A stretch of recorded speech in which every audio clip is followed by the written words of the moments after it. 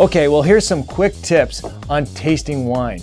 What are some of the techniques that I use when I taste wine? Now, this isn't everyone, but these are some of the basic ones that I think most people should know. The first thing is the pour. How much wine do you pour in the glass? I don't taste wine with a big full glass. I only want about an ounce or two. That way, I can swirl this wine, I can take a look at it. I'm also making note of how it handles itself in the glass, if it's got a velvety characteristic. I smell it too.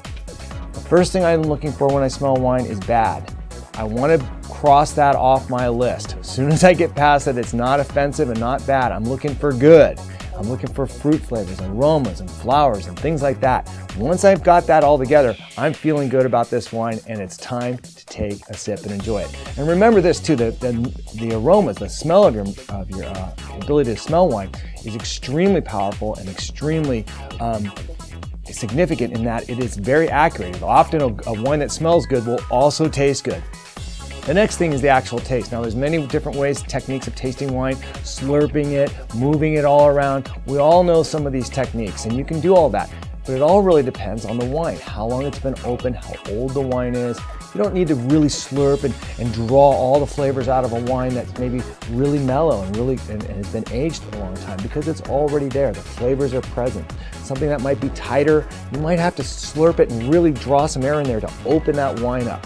For this quick tasting, I'm not going to do that. I'm just going to take a quick sip and move it around my mouth.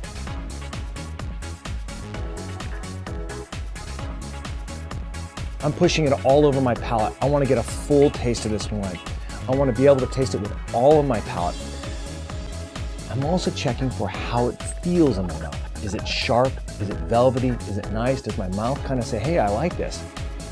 First thing I'm tasting for, though, is bad again. Is there bad flavors in here? Is there dirt, funk, offensive, acidity, diesel, something like that that doesn't belong in a wine? The next thing I'm checking for is balance.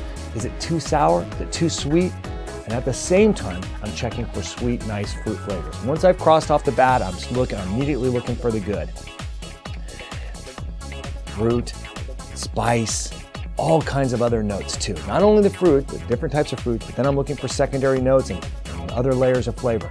And finally, I'm looking for at that finish. I want to have that nice long finish. Seems like everybody likes a nice long finish, especially me.